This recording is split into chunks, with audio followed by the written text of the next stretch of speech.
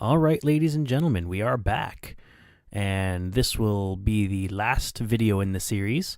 I am going to talk about various things that occurred in these earlier episodes. I'm going to add certain things, clarify certain things, probably be a little bit more specific with certain other things that I said.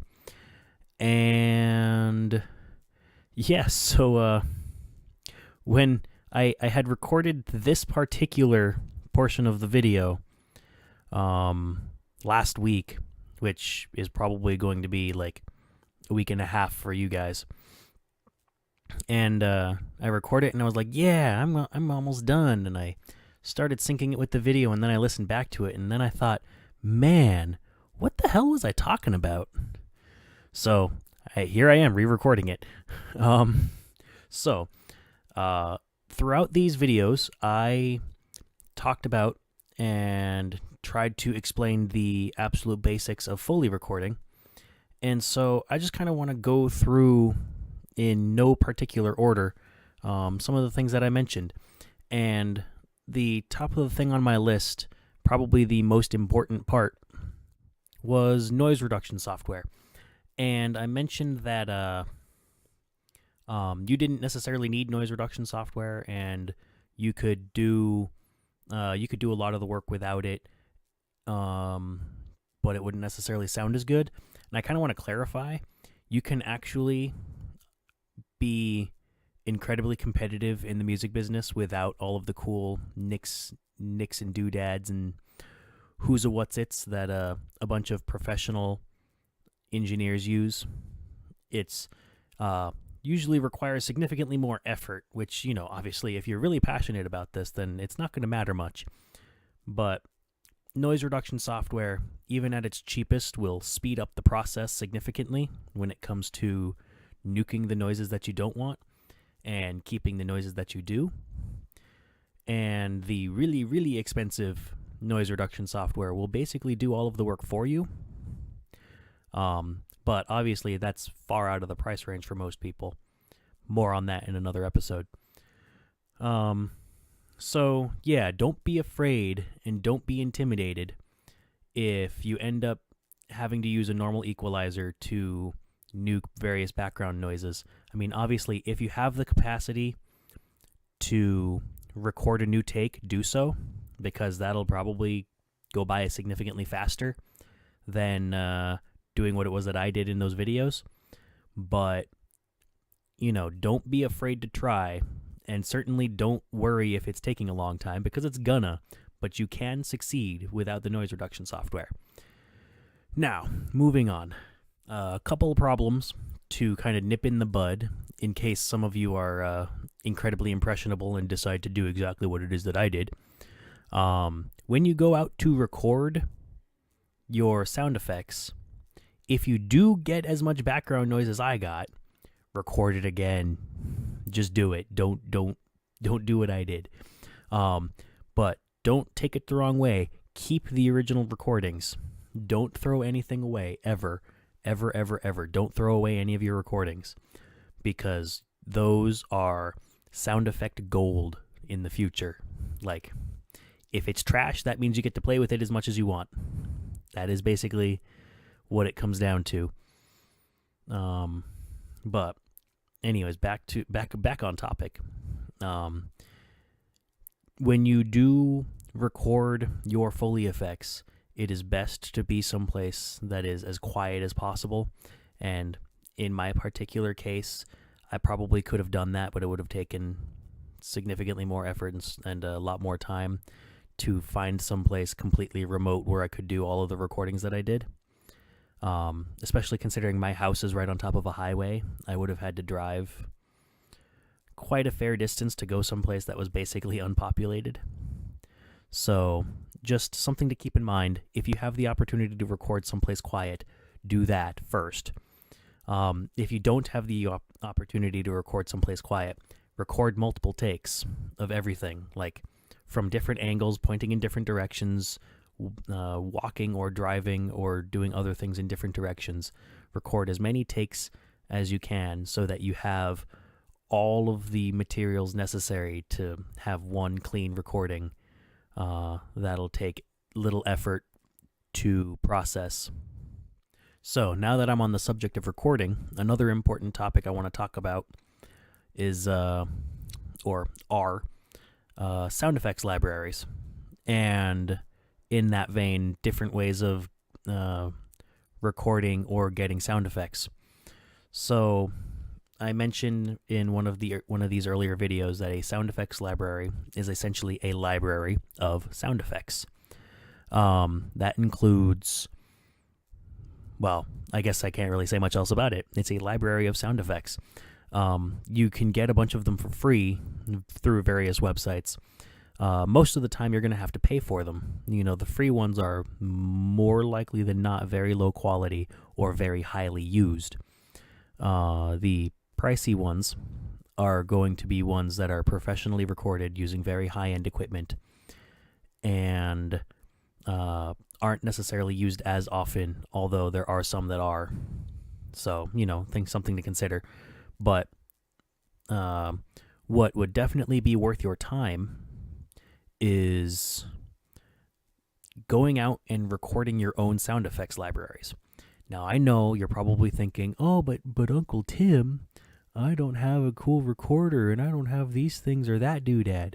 Well, again, think about the thing I said earlier, which is you don't necessarily need the really cool things to be competitive, but sure, having the really cheap recorder, including mine, which is, $100, certainly isn't of the high-end recording quality, but it is enough to still give you sound effects. You can still take all of those recordings and turn them into something, even if it wasn't what you intended. So definitely go out and record your own sound effects. And if you don't necessarily have a compact recorder like I do, then just record sounds in the house. Move your microphone around. Do whatever. But definitely just start accruing sounds, because you can use them and you can sell them. Somebody somewhere is going to want it if you're going to sell it. Places to look. There are various websites. You're probably seeing some right now through the video. But there's a website that I actually sell my sound effects on called Pond5. It's a very easy way to sell it, because you simply upload the sounds you're going to sell, and somebody somewhere is going to find it and buy it. You'll get money for it eventually. And it's kind of a nice and painless way. And then through that vein, you can actually just go ahead and buy individual sound effects for yourself. Depending on the license, some of those sound effects will you can use over and over and over again. And that's not necessarily a bad plan. Something to be aware of, though, is pay attention to the license agreements when you purchase sounds like that, because sometimes you'll only be able to use them for one thing. Sometimes you won't ever be able to use them for anything that makes money. And sometimes there's a string attached. Just, make sure you pay attention to the license agreements. Otherwise, you might get yourself into a bind. Like, if it's a open license to use it for whatever, like Pond5, then you can use it for whatever things you want, whether it makes money or otherwise, as long as you don't sell that sound by itself to anybody else. So I guess that leaves the last thing that I need to talk about is generating your own sound effects through various means. The most obvious means being the synthesizer, and that is probably where being a budget recordist becomes an issue. Synthesizers you can definitely find all over the place. I'm fairly certain there's even a freeware synthesizer, but I'm not going to look for it right now. I'll probably do that for a future episode. But synthesizers, like pure synthesizers, are very limited in their uses for sound effects anyways. For music composition, songwriting, things like that, synthesizers are very useful no matter what kind of synthesizer you get. But when it comes to sound effects generation, synthesizers, especially the lower end ones, are very, very limited into what they can do. And usually you're going to want something like a sampler. And samplers, let's face it, they're never really cheap. You'd actually probably be better off with a sound effects library if you're going to do that at all. But if and when you do decide to generate your own sound effects, the few ways that you can do it, the cheapest way is probably to record multiple sounds and then combine them together. The example that I put when one of the earlier episodes was crumpling paper and plastic together, and as long as people saw a fire, they would assume that the sound was of the fire. And I don't know exactly how that works. I haven't tried it myself. That was an example that I saw elsewhere. But I will definitely try that now, just to see if that actually works. But, you get the idea. If you combine a bunch of sounds together and then apply the appropriate picture, then it'll probably sound like what you want it to. That is obviously the cheapest way to do that. But aside from that, you're going to want to move on to something a little bit more pricey, which, is probably going to be around the $100 to $200 range, which is cheap compared to most recording software or hardware, but definitely not a easy purchase. Things like the software that I use, which is Isotope Iris, I think that was like $200, is really, really good for creating sound effects. Like, I took my chair, some snow, and a couple other things, and I created the sound of a ship on the water, and it sounded so good.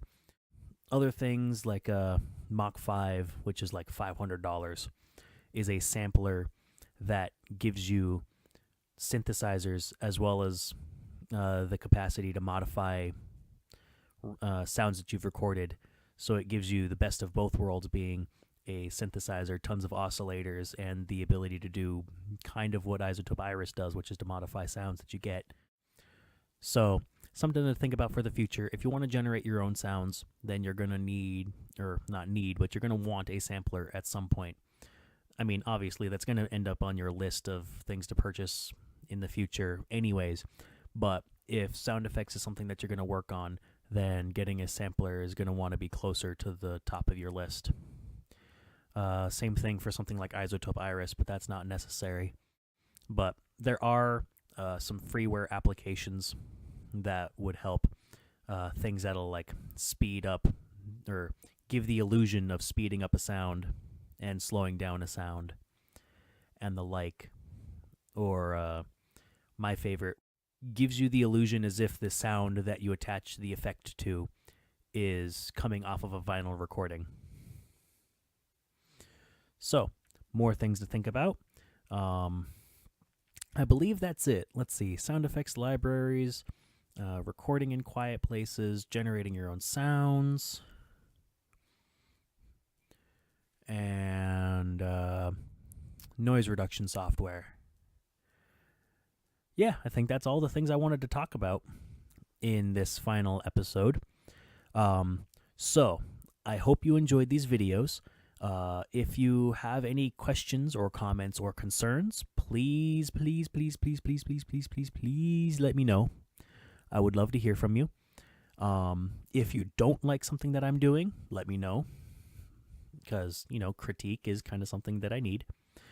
If you do like what I'm doing, please hit like, please subscribe, please share, any of those things that most people tend to say at the end of these videos.